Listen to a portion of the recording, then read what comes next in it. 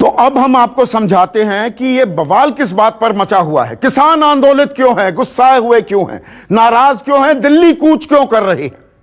दरअसल इसकी जद में और इसकी जड़ में 3 कानून हैं, 3 किसान कानून। दरअसल 2 कानून हैं और 1 संशोधन है, और इनकी ABCD बिल्कुल आसान, सीधी सादी, सरल भाषा में मैं आपको समझाने वाला हूं, ताकि आप समझ सके कि आखिर यह बवाल क्यों मचा हुआ है। अन्नदाता, देश की 2/3 आबादी कृषि में लगी हुई है, और देश को अन्न देने वाला, हम जय जवान जय किसान करते हैं, वो आंदोलित क्यों है। पहला कानून जो बनाया, और यह कानून बने 20 सितंबर इसी साल 20 सितंबर को ध्वनिमत से पास हुए राज्यसभा में। वहां पर बड़ा हंगामा हुआ था, वो अलग चर्चा है। पहला कानून, फिर से कहूंगा, आसान, सीधी सादी, सरल भाषा में आपको समझा रहा हूं। नीचे कानून क्या है, दरअसल उसका पूरा नाम हम फ्लैश करेंगे, ग्राफिक्स में आपको दिखाते रहेंगे, लेकिन कानून क्या है। एक देश एक बाजार। किसान अब देश के किसी भी हिस्से में जाकर अपनी फसल, अपना उत्पाद बेच सकता है। अब आप कहेंगे अरे ये तो बहुत अच्छा है, किसान को और अच्छा दाम मिल सकता है, पर इसमें भी एक पेंच है। छोटे रकबे के किसान हैं, 2-4 बीघे, 5 बीघे, 10 बीघे, 15 बीघे, वो अपनी लोकल मंडी में जाकर बेचेगा या पंजाब का किसान केरला में जाकर बेच देगा, ये अपने आप में एक सवाल है। लेकिन जब एक देश एक बाजार हो जाता है, किसानों को अच्छी कीमत मिलने की भी बात होती है। न्यूनतम समर्थन मूल्य तो सरकार ने तय कर रखा है। प्रधानमंत्री नरेंद्र मोदी, कृषि मंत्री नरेंद्र तोमर, सब ने यह कहा कि MSP था, है और रहेगा। तो आप MSP पर बेचिए, और उससे अच्छे दाम अगर बाजार दे रहा है और इलाकों में मिल रहा है तो वहां भी जाइए, बी माय गेस्ट। तो ये तो विन विन सिचुएशन हो गई किसान के लिए। लेकिन किसान को डर क्या है? किसान को दरअसल डर यह है कि ये जो न्यूनतम समर्थन मूल्य है, ये गारंटी नहीं किया गया है। कोई इससे नीचे बेचे या बेचने पर मजबूर आपको करे खरीदने वाला, तो कोई कानूनी प्रावधान नहीं है कि उसे जेल में डाला जाए। तो किसान कहता है कि साल, 2 साल, 3 साल में कहीं ऐसा ना हो जाए कि यह मंडी व्यवस्था ही खत्म हो जाए। जिस मंडी में जाकर हम अपना अनाज, अपनी फसल बेचा करते थे, वो व्यवस्था ही खत्म हो गई, तो हम पूरी तरह से बाजार के हवाले हो जाएंगे। मंडियां खत्म, बाजार तय करेगा, बाजार हमें कीमत दे ना दे। वैसे भी आज की तारीख में देश में सिर्फ 6% किसान न्यूनतम समर्थन मूल्य पर अपना उत्पाद, अपनी फसलें बेच पाते हैं। और यह मेरा आंकड़ा नहीं, यह शांता कुमार कमेटी रिपोर्ट थी 2015 की, उसमें यह साफ बात कही गई थी। तो किसानों को डर यह है कि देखिए, एक देश एक बाजार के नाम पर मंडी व्यवस्था खत्म, MSP आपने गारंटी नहीं की है, अब हम बाजार के हवाले हो जाएंगे, और बाजार हमें कीमत दे या ना दे, ये हम कैसे भरोसा करें। जबकि प्रधानमंत्री कह रहे हैं कि MSP बना रहेगा, पर MSP गारंटी नहीं किया गया है। यह तो हो गई पहले कानून की बात। अब दूसरे कानून की बात करते हैं। दूसरा कानून दरअसल क्या है? यह एक प्राइस एग्रीमेंट है कि यह करार किया जाएगा किसानों के साथ, और इसे कॉन्ट्रैक्ट फार्मिंग भी कह सकते हैं। मैंने वो छोटे रकबे के किसानों की बात की ना, किसान छोटे छोटे हैं, 2 बीघे, 4 बीघे, 5 बीघे वाले, अब 10 किसान, 20 किसान, 50 किसान मिलकर रकबा हो जाता है 300-400 बीघे, 500 बीघे। वो एक करार करते हैं एक कंपनी के साथ, एक बड़े औद्योगिक घराने के साथ। वो कहते हैं कि जी आप ये गेहूं बोएंगे या जीरी, चावल बोएंगे या नरमा, कपास बोएंगे, हम आपको ये दाम देंगे, और साथ में आपको बढ़िया बीज भी देंगे, बढ़िया खाद, बढ़िया उर्वरक देंगे। तो ये किसानों के लिए बल्ले बल्ले। अब छोटा किसान, वो बचपन में सिखाया जाता है ना, उंगलियां अलग अलग हैं तो ताकत नहीं, मुट्ठी बना दो तो उसमें ताकत आ जाती है। तो किसानों में ताकत आएगी, उनको अच्छे दाम भी मिलेंगे। पर किसान ये कहते हैं कि अगर कॉन्ट्रैक्ट हमारे साथ कर लिया, करार हमारे साथ कर लिया, और वो कीमत नहीं दी अगले साल, या 5 साल का हमने करार कर लिया, पहले साल, दूसरे साल दे दी कीमत, तीसरे साल नहीं दी, तो हम बंधुआ मजदूर बन जाएंगे इन कंपनियों के। इनके रहमो करम पर हमें जीना पड़ेगा, तब हम कहां जाएंगे। और अगर आप थोड़ा सा जमीनी हकीकत पर नजर डालेंगे, ऐसा हो भी रहा है कई जगह, खास पंजाब में, हरियाणा में, यहां पर आलू की भी, उत्तर प्रदेश में भी आलू की अच्छी खासी फसल होती है। बड़ी बड़ी बहुराष्ट्रीय कंपनियां हैं, लेज वगैरह, जो ये आलू चिप्स बनाती हैं, ये किसानों के साथ करार कर लेती हैं कि आपका आलू इतने पर खरीदेंगे।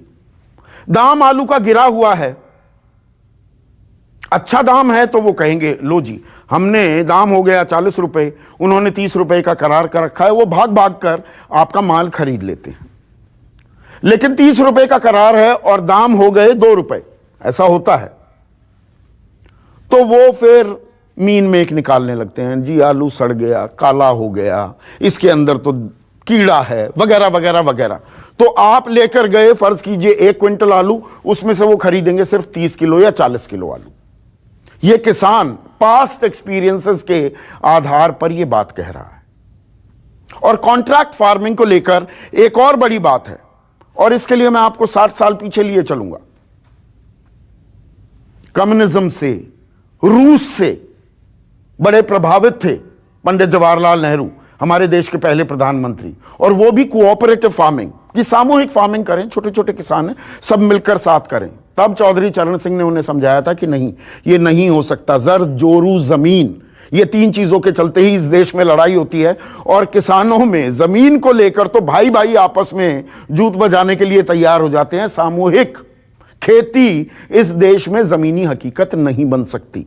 तो ये कॉन्ट्रैक्ट फार्मिंग को लेकर यह भी एक बड़ी दिक्कत सामने आ रही है। लेकिन सरकार का पक्ष जो है, अच्छे बीज भी मिलेंगे, उर्वरक मिलेंगे, कीमत भी मिलेगी। और अभी हम कोल्हू के बैल बने हुए हैं, मैं किसानों की बात कर रहा हूं, मैं खुद किसान परिवार से आता हूं।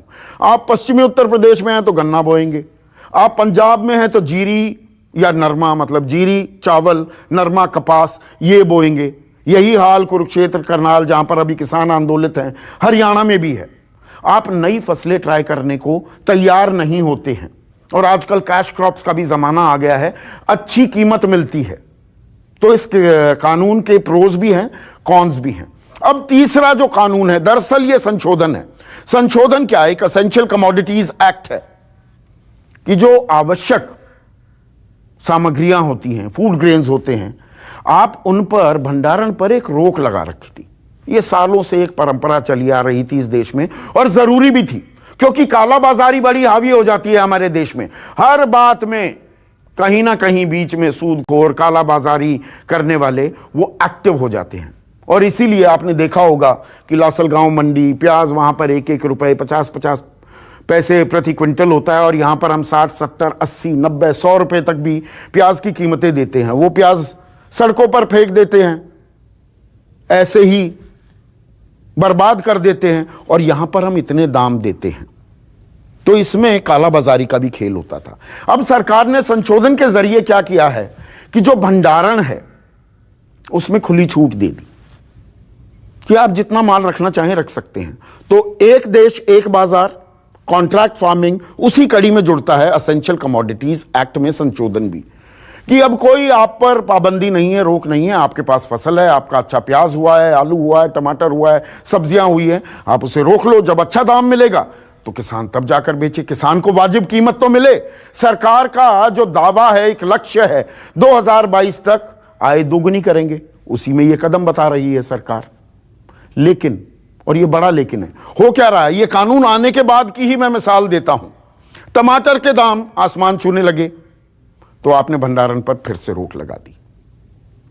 आलू के दाम बढ़ने लगे, भंडारण पर फिर से रोक लगा दी। उत्तर प्रदेश में जहां भंडारण 30 नवंबर तक, उत्तर प्रदेश पोटैटो बेल्ट है इस देश की, और किसान कोल्ड स्टोरेज में अपना आलू रखता था, और आलू का बीज, आलू से ही आलू उगता है, अलग से कोई बीज नहीं आते, वही बीज होता है, तो वो कोल्ड स्टोरेज में रखा करते थे। और उसके लिए तारीख हुआ करती थी 30 नवंबर। आलू के दाम बढ़े, योगी सरकार ने कहा 31 अक्टूबर तक सारा आलू निकालो। निकालो का मतलब बेचना पड़ेगा, सप्लाई बढ़ेगी तो जो डिमांड है वो थोड़ी सी काबू में आएगी, और प्राइस, कीमत जो है वो नीचे चली जाएगी। तो किसानों को लगता है कि कहीं हमारे साथ हेरफेर ना होने लगे, और किसान क्या अदालतों के चक्कर काटेगा हर चीज में। अब आप कॉन्ट्रैक्ट फार्मिंग कर दी, बड़े कंपनी ने आपके साथ करार जो था वो तोड़ दिया या उसे पूरा नहीं कर रहे हैं, आपके अदालत में कमिश्नर के सामने, मजिस्ट्रेट के सामने खड़े होंगे या अपनी खेती करेंगे। तो ये समस्याएं हैं इन 3 बिलों को लेकर, जो अब कानून बन गए हैं, 2 कानून 1 संशोधन, जिसलिए किसान आंदोलित हैं और वो सरकार से बात करना चाहते हैं। अब 3 दिसंबर तारीख तय की गई है। अब देखते हैं कि 3 दिसंबर को बातचीत के जरिए कोई बीच का रास्ता निकल पाता है या नहीं। अब यहां पर राजनीति से प्रेरित है यह आंदोलन, ये आरोप भी लग रहे हैं। बीजेपी के लोग कह रहे हैं ये किसान जो हैं ये कांग्रेस के किसान हैं। ये पंजाब में, हरियाणा में ही आंदोलन क्यों हो रहा है, देश के बाकी हिस्सों में आंदोलन क्यों नहीं हो रहा? अब यह भी समझने की जरूरत है। आपको हमने पहले भी बताया है, शांता कुमार कमेटी रिपोर्ट थी 2015 की, जिसमें साफ कहा गया कि देश में सिर्फ 6% किसान ही न्यूनतम समर्थन मूल्य पर अपनी फसलों को बेच पाते हैं, यानी कि 94% वो कम दाम पर बिक रहा है। ये तो एक नॉर्मल कॉमन सेंस की बात हुई। अब सिर्फ हरियाणा या पंजाब के किसान ही आंदोलित क्यों हैं, यह भी समझने की जरूरत है। पूरे देश में 6% किसान न्यूनतम समर्थन मूल्य पर अपनी फसलें बेच पाते हैं, लेकिन हरियाणा और पंजाब में यह आंकड़ा 85 और 89% है। 80,000 करोड़ की खरीदी हुई धान और गेहूं की पिछले साल 2019-2020 में पंजाब और हरियाणा में। तो आप कहेंगे फिर इसमें राजनीति क्यों आड़े आ रही है? दरअसल इसमें खेल क्या है? देखिए, बाकी हिस्सों में मंडी व्यवस्था या तो चरमरा गई है। अब आप बिहार का उदाहरण लीजिए, 2006 में एपीएमसी एक्ट हटा दी गई थी, वहां मंडियां ही नहीं है। कहने को वो एफपीओज बने हैं, वो भी कोई काम नहीं करते। आप जाएंगे, किसी को भी अपना माल बेचेंगे, मक्का 1850 रुपए प्रति क्विंटल का न्यूनतम समर्थन मूल्य है, 850-900 रुपए में बेचकर आप वापस आ गए। हरियाणा पंजाब इस मामले में जुदा है, क्योंकि ज्यादातर जो आप अपनी पैदावार, मैं खास धान और गेहूं की बात कर रहा हूं, बाकी चीजों की नहीं, वो आप मंडियों में बेचते हैं और वहां पर आपको दाम मिल जाते हैं। अब यह मंडी व्यवस्था अगर खत्म हो जाती है तो किसान कहां बेचेंगे? यही सबसे बड़ी परेशानी है। यहां पर यह भी कहा जा रहा है कि नहीं, राज्य सरकारें उनको टैक्स के जरिए, टैक्स लगता है ना, आप मंडी में गए, आड़ती जो है कमीशन एजेंट होते हैं, उनका नाम आड़ती है, आड़ती वो आपसे कुछ टैक्स लेंगे, साफ सफाई करेंगे आपकी फसल की, उसमें कुछ लेवीज लगेंगे और उसके बाद वो जो लेवीज और टैक्सेस हैं वो काटकर एमएसपी में से बाकी पैसा किसानों को मिल जाता है। और इसके चलते राज्य सरकारों को जी कमाई होती है और राज्य सरकारें ये कमाई ले जाने नहीं देना चाहते, इसीलिए किसानों को उकसा रही हैं, भड़का रही हैं, बरगला रही हैं। लेकिन यही आड़ती, यही बीजेपी इन आड़तियों के बारे में जब विपक्ष में थी तो क्या कहा करती थी? सुषमा स्वराज हरियाणा से ही आती हैं, अब स्वर्गवास हो गया। जब वो नेता प्रतिपक्ष थी लोकसभा में, तो उन्होंने क्या कहा था कि आड़ती तो दरअसल एटीएम है किसानों के, कभी भी जाकर किसान उनसे पैसा ले सकता है। अब ये कारोबारी आ जाएंगे, सूट बूट वाले लोग आ जाएंगे, इनको तो किसानों के कुर्तों से, धोतियों से बदबू आती है, ये इनको पैसा क्यों देंगे? तो यहां पर खेल ये भी है। और पंजाब और हरियाणा थोड़ा अलहदा कैसे हैं, जुदा कैसे हैं बाकी राज्यों से, यह भी आपको समझने की जरूरत है। नमस्कार, मैं हूं मानक गुप्ता। अगर आपको हमारा ये वीडियो पसंद आया हो तो इसे लाइक और शेयर जरूर करें, और हां, हमें सब्सक्राइब और फॉलो करना ना भूलें ताकि आप देश और दुनिया की कोई खबर मिस ना करें। तो जुड़े रहिए हमारे साथ और देखते रहिए न्यूज़ 24।